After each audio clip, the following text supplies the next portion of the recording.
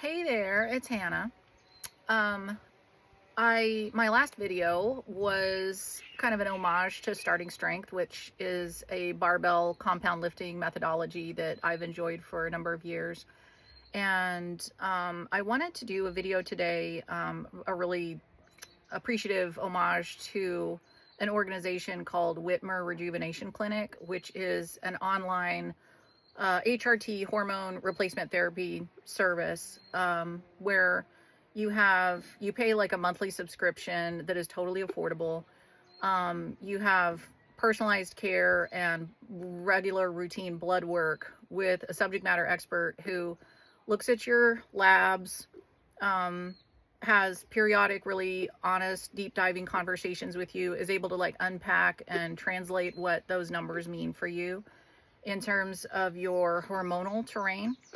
And based on what's going on, anything that you're unhappy with, any of your goals, can help sort of steer you towards hormone supplementation that can help you. And it's like the combination of working smarter and working harder. And in terms of any kind of like strength training program, certainly supplementing testosterone, supplementing anabolics. So through Wittmer, which is, I just have to say this because this is like a whole new subject to some people. And if I was sitting down with anyone, and the subject came up, I would definitely like dish the same way. It's totally legal. It's totally monitored.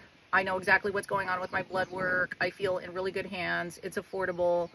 I know that there are other organizations that are like HRT type subscriptions that definitely can be kind of fly by night, because I have friends I'm sure it's a great way to make money, for a business to get into that. And there's like plausible deniability because people's hormonal terrain, there's so many variables and stuff. And so I have friends, like close friends, who have had various mediocre experiences with other outfits, and I'm not going to name names, but Wittmer Rejuvenation Clinic specifically was recommended to me by Mark Ripito with Starting Strength, and like the whole community there was just like, if this is something that you're interested in at all, like that's absolutely, there's one way to go, and it's Wittmer. And so I've been supplementing testosterone for and also DHEA, which both of these things are something that our bodies produce naturally, and then with age it just kind of tends to decline. And certainly in the ambient environment, we've like, if you don't know that testosterone levels are dropping like catastrophically in certainly in men, then you're not paying attention. But it's totally legal. It's totally monitored. It's like you're in very, very good hands. And so for me, it's been about a year and a half. I'm really happy. I have combined my work ethic plus a good methodology with Starting Strength plus HRT, supplementation. And I'm having a really, really good experience, like so good of an experience that I definitely share that with both men and women whenever I get a chance. But it's kind of like fraught with people's generally sort of like negative knee-jerk like reactions about the subject of supplementing anabolics, whether they know something about it or they don't. People's knee-jerk reaction tends to be negative, and I understand that, and some of the ways that can go wrong hasn't happened to me, but I've witnessed that. I've witnessed that in someone close to me, so I can that's not crazy, but I think it's worth just kind of unpacking for you my experience and my thoughts around it, in case if it's not something on your radar. It could be something on your radar if it is on your radar, but you just want to have like a little bit of a testimonial. And we live in the age of ChatGPT or any kind of like AI chatbots in terms of like specific factual information about any kind of like hormonal regime or like anything in that ballpark, anything at all, anything in the world. We are blessed in a time where you get to just sit down with ChatGPT and you can find all the specific concrete answers to those kinds of questions. But what AI can't do is kind of give you like lived experience and a framework like that. So that's just what I'm seeking to do here. So I'm 49 and I've been strength training with many, many interruptions. Like I told you last time, like I'm a commercial truck driver and I have like a weird, interesting lifestyle. And, but I've basically been at it, you know, to the best of my ability with barbell compound lifting since I was like 42. Okay. And so I have lots of years under my belt of strength training and having a good work ethic and having a good methodology and good information without any kind of hormone supplementation. And so now I have like a year and a half with hormone supplementation. And so lots of people at least probably think like that's something like men should consider or could consider. But for women, it tends to really just be not on the radar at all. So I do have female friends that are supplementing testosterone and they have been, and every single one of them is like, this is like, everyone should be on this, you know, like every adult, like male, female, should be supplementing testosterone because it's such an important hormone and it does so much for us. It's like a super medicine, you know, and it is produced by our own bodies, but we do live in a time where it's under catastrophic attack, you know, from environmentally in our food chain and like all the birth control that's in the water. And like, you know, everybody laughed at Alex Jones years ago. He was like, the water's turning the freaking frogs gay. And it's like, it turns out he's totally validated, and we have assaults coming at us. So this is like, you have to take for granted this entire discussion that I want to have about supplementing testosterone, like as a woman, you know, that we're not like starting from a level playing field right now, you know. And if you don't get that, then the rest of it kind of doesn't make sense. And when I say we're not starting from a level playing field, we are in a matrix system that is so multifaceted and it's so subtle, and it's designed like if we are passive within that, and we don't really like exert ourselves and like educate ourselves and like have a work ethic and like drive it towards some other kinds of outcomes, like if we just get like passively carried along in this process, we will be fat and we will be sick and we will be poor and we will be dumb. Like that, it's intended to create people who are that way. And so to the extent that you don't want to be any one of those things, you have to like take an active stance and kind of get like maybe challenge some of your own assumptions and get down to the root of things and be like, why is it this way? Like, why is everyone who's passively going along kind of having the same type of experience? You know, why is everyone under muscled? Why is everyone low T, right? So with that framework,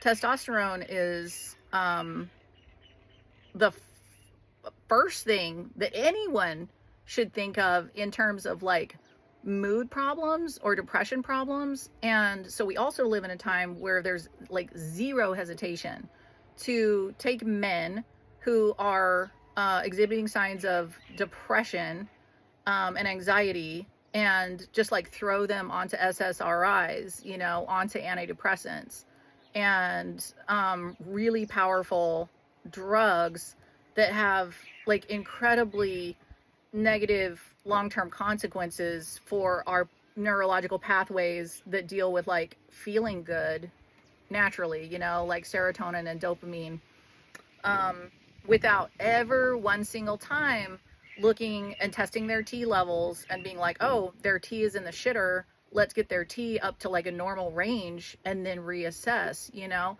So when I say that we live in a matrix that is literally designed to keep us fat and sick and poor and dumb, like, and low T and under muscled, like, I'm so serious when I say that. So anyway, my experience with supplementing testosterone is that I don't like I don't feel radically different. It's not like a drug, okay? I mean, it is, but it's not. I feel very stable. I feel very just kind of like emotionally like upright, you know. I always have been a pretty even keel kind of person. So that's, you know, you can take that for what it's worth. I feel, I don't feel neurotic, you know, I feel like able to easily sort of like ride things out, like emotionally, like very, very even keel, you know, and that's great. Um, I also have been really pleased with my body composition changes. So, like I said in the last video, like I'm an ectomorph. I've always been a tall, skinny person. I'm always going to be a tall, skinny person. That's fine. We can't be at war with our body type, and I'm certainly not at war with my body type. But in terms of, like, I'm like what you would call like a hard gainer in terms of muscle mass, you know? Um, so I do have a couple years of lifting under my belt without any kind of supplementation. And for especially for women with like upper body stuff, it would get really hard to make certain jumps, you know. Particularly like with like shoulder press, but also with bench, and my other stuff would kind of lag behind too in terms of, you know, versus where it is right now, my deadlift and my squat.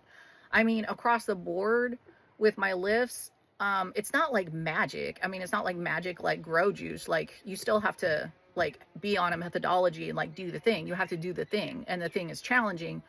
There is a tendency to just like enjoy doing the thing more. Like your body feels more like doing that. It feels more like engaging in strength training. And then and I do get more traction. Like there's fewer times that I get stuck and like I plateau at a certain weight and I just like can't get enough reps to like get past that weight. There's like far fewer times like that. And when I do get stuck, I don't stay stuck for as long, you know. I really appreciate that. But also, you know, in this year and a half that I've been supplementing testosterone due to my job and stuff, there's been and like general displacement in my life, like getting things lined up. There's been months, you know, months where I wasn't able to be strength training at all, you know, and arguably I could have been like doing push-ups in my hotel room or whatever, but I just kind of got like out of it, and I didn't want to, but I did. And regardless of all that, supplementing testosterone, my body composition tended to be better, just better, you know. And this is what friends of mine have experienced too. Like it's, I mean, you really should be doing some strength training, like especially if you're supplementing testosterone. But even if you're not, it just kind of firms you up, you know. It tends to you have less fat, you have more muscle, everything kind of like sits better on your body, even if you're not doing anything. And I really appreciated that. But for me, you know, I wanted to have like the performance enhancement of like overcoming my sort of like slow gainer type physiology, you know. Libido definitely goes up. If you're in a relationship, that's amazing. If you're not in a relationship, that's like kind of like extra frustrating, but it happens whether you want it to or not. So that's a thing.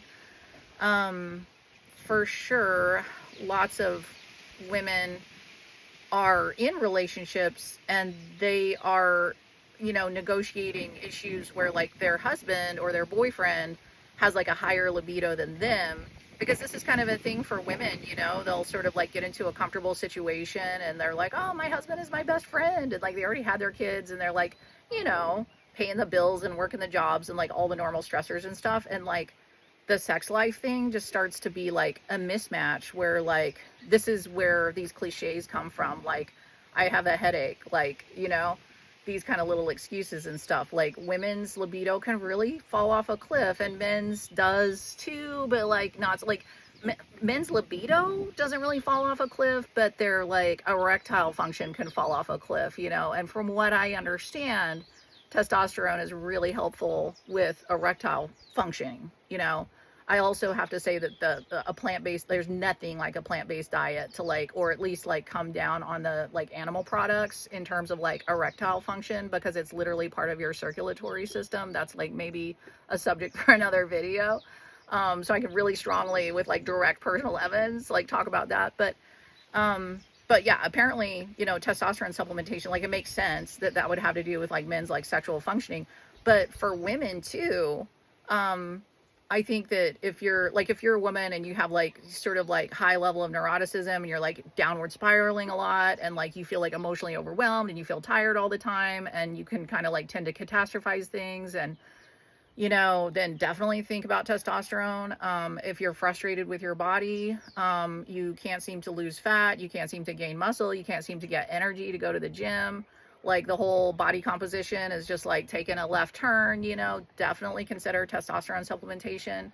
And if you're in a relationship and like your libido is trailing behind, then I would certainly recommend testosterone supplementation. It's really magical. It's really magical. And for women, there's just no downside. There's just no downside. And the kind of situation I'm talking about with Wittmer is like your blood work is checked all the way along. Like your dosage is walked in like really, really carefully over time to get you in that like perfect sweet spot, like just enough, but not too much. And for women, like testosterone supplementation is going to be like very, very minimal. It's like the tiniest smidge that it takes, for us to like really move the needle, and experience these like dramatic positive benefits, like across all these areas.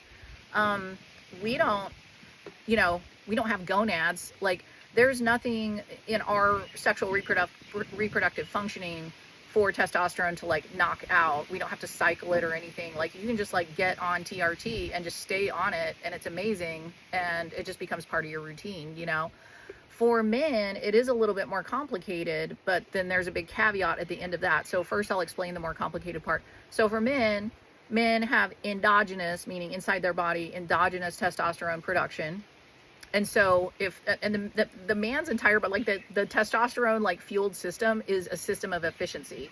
And it's funny, like the guy who wrote Men Are From Mars, Women Are From Venus, like he talks about this even with men, like psychologically, like men ain't trying to fix some shit that's not broken, just generally across the board, and women are like, let's tweak this, let's tweak that. Like that's like our whole psychology is like having little projects and working on them, and sometimes those projects are our men or whatever, but men are like, it's fine.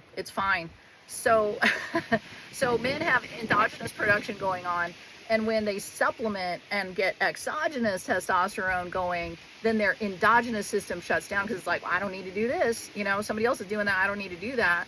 And so if men are going to cycle testosterone therapy, then they have to do post-cycle therapy, which is to like kickstart the endogenous production back to going again, which it does, and it will, and it can. Like it's not a big deal. I'm just saying that's like an extra thing that men have to think about. But realistically, like the men that I know, which I know quite a few, some of them close and some of them a little bit more peripheral, like in my circle, who supplement testosterone and who lift and are very passionate about lifting, like they have no intention of cycling off testosterone. They're just like, yeah, I don't ever want to not be on this. I don't ever want to not be on this. It's like dramatically positive effects for men, So that's the slightly more complicated situation for men, but I promised you a caveat. The caveat is, like I said, we live in a time that on every level is attacking testosterone, and men, in the like what should be the testosterone hormonal like prime of their lives right now, like in their 20s, it should be like sky high, are testing at levels that are lower than like 80-year-olds from a couple generations ago. Again, you can go into ChatGPT and like get all the tea on this, but this is a thing. So if you're a man and you're like, ooh, I kind of like the things that could possibly come out of TRT, but like I that kind of sketches me out to like shut down my endogenous production, just get it tested. You know what I mean? Because there's a high chance that your tea is in the shitter anyway, just because of all the stuff going on. I think that everyone should know their basic hormonal levels. And the fact that we don't, and that's not, like, I mean, I could tell you my basic, like, baseline blood pressure. I could tell you my basic baseline heart rate. I can tell you my blood type. I can tell you lots of, like, vitals and, like, physiological facts about me that I've learned from having a CDL DOT physical every 2 years for like the last like 26 years. You know what I mean? Like, you just know those things because you constantly, that's what's tested, you know, that's what's tested. Could you tell me your T level?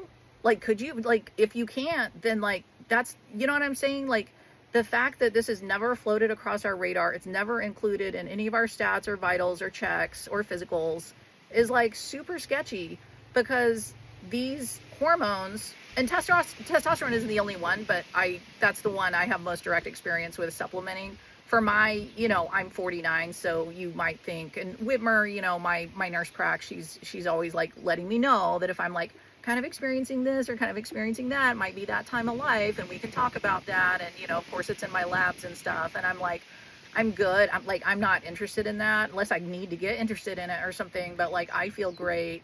My mom was right about everything. Like, every piece of advice she ever gave me, turns out she was like a slam dunk at giving advice. And she told me not to mess with it, you know? So my basic, unless I have some serious reason to start messing with my female hormones, like, I'm just not going to do it. But I have like definitely embraced TRT. So anyway, if you don't know what yours is, if you have no idea, then welcome to the club. Nobody does, because nobody ever talks about this, you know? And instead of thinking like, ooh, should I or should I not? Like, is that a good idea or is that not? Just like, at least find out what your level is, because it could be very, very low, you know? It kind of, I can't really say this across the board. Like, it kind of seems like for men, especially, like men, they're either thinking about testosterone actively, whether they're supplementing or not, you know, they're thinking about it, like they know that that's a thing, or they're not thinking about it and their T is very, very low, most likely, you know? I will say the exception to that tends to be, I would say there's like sort of in the boomer generation, like older men who I think they, you know, just kind of escaped like the worst of the like whatever is like attacking everyone's testosterone now. They just kind of were like high T their whole lives, and like they're still high T, and they don't think about it, but they're just like, they're obviously like, when you start thinking about this, you start like actually seeing, like, I see low T people, you know what I mean? Like, they're everywhere. So so yeah, it's pretty cool. And a lot of people are sketched out about the whole needle thing, like sticking yourself with a needle. And so there are companies that kind of take advantage of that by trying to sell like oral testosterone or like topical testosterone. I think that you should just go straight to needle. Just stick yourself with a needle twice a week. It's such a little, it's like a little insulin. It's like so not a big deal. It's so not a big deal. It doesn't even hurt. It's, I think that feels like really crazy. I guess there was a time in my life where that felt like kind of a crazy thing, sort of, but I've always been really motivated to find, you know, the root cause of things and to like solve problems at their lowest possible level. So if that involved a needle, then I was like, oh, okay, the rest of it makes sense to me, you know. I'm sure I can learn to do that. Like, doing uncomfortable things is like the entire experience of adulting. So like, hello, it's just one more thing. It's not a big deal. But yeah, our bodies like really brilliantly filter things out. Our bodies are incredible filtration mechanisms, and we would just be like, we would have been dead a long time ago if that wasn't the case. So in terms of oral testosterone, for anybody that's kind of like weirded out by the needle thing, I don't think you're going to have a good result. I have some anecdotal evidence of friends who try to go that way, and they did not have a good result, because basically you're going to have to take so much more, okay, in order to have any get into your system after all of that filtration goes on. And then it's still just, it's like, no, like nobody who's serious about like having a good, like maintaining a good consistent level of testosterone does oral. Like, I really think that it's just kind of a way to take advantage of people who sort of want to get into things, but they, I do have friends who do the pellets. They're like inserted under your skin, kind of like Depo-Provera type thing was with birth control, which my mother also told me never to do. But it's like a pellet that's like a slow release, and like every 6 months they have to get a new pellet or something like that. I haven't done that. I'm not interested in that. People have like reasonably good effects from that, but like, I guess like first of all, like when you first start TRT, you need to be pretty, your management needs to be pretty active with like going back and forth with you and talking about like how you're feeling and like what you're noticing, and adjusting that dosage, you know. That's something that you can't do with slow release pellets. So I guess once you got that dosage dialed in perfectly, then you could do that with the slow release pellets. But then everybody says like towards the end of that 6 months, it's not time to get the new one yet, but they're kind of like, it's like wearing off, you know? So I'm personally not into that. It's like so much more stable across the board if you just inject testosterone. And then I couldn't even say anything about like topical stuff. I guess that's out there. Anyway, I'd say either like do it the right way or just like don't do it. But like that's a very like unserious person thing to do. You know, topical and oral, just don't do it. Yeah, it's really not a big deal. It doesn't hurt. It is not a big needle. It's like very, very small. I know, like every time I dose my testosterone, my little squooge of testosterone, like Sunday mornings and Wednesday evenings, you know, that's my twice a week.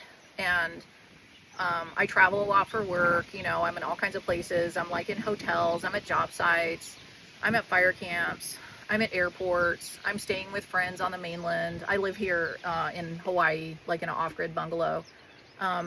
So, you know, I'm doing, I'm like shooting myself with a needle like all over the place. And you know, I can feel a little furtive about it. I'm like, oh, if my friend's kid walked in the bathroom, I'm like, let me lock the door. That would like look really bad. Like, what is she doing? You know, I mean, it is like kind of a weird thing. Like I get that, but it's so worth it.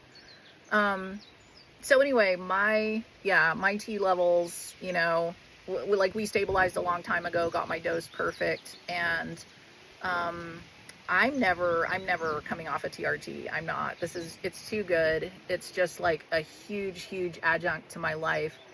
And so I guess, you know, I make this video partly because it's the heat of the day and I'm trying to like wait out the heat here, and my bungalow's like really hot inside during the day. So it's a good time for me to talk about things.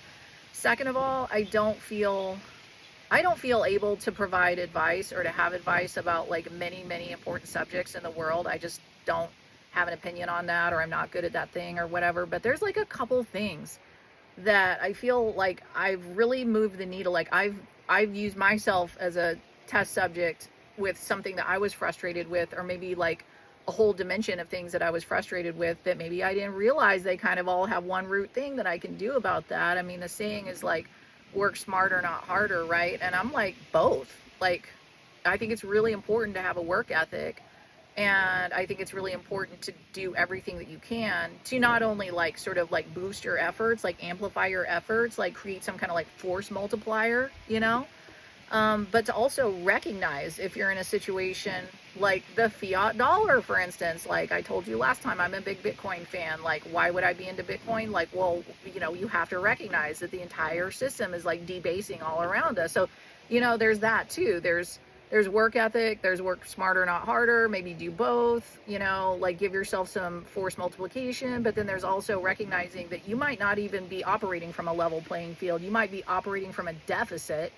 And you're like, why? Like, I work so hard. Like, I know people who they work out differently than me.